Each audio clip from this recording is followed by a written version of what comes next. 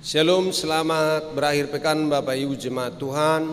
Sebelum kita memulai kegiatan kita di akhir pekan ini, marilah kita sejenak beribadah kepada Tuhan. Kita bernyanyi dari buku India KWP nomor 356 ayat 1.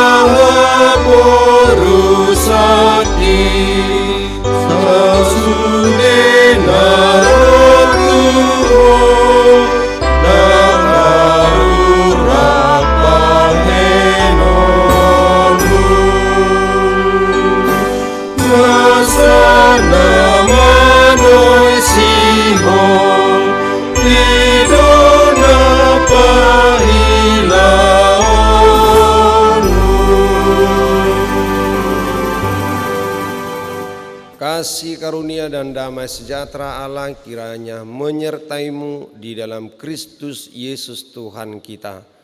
Amin.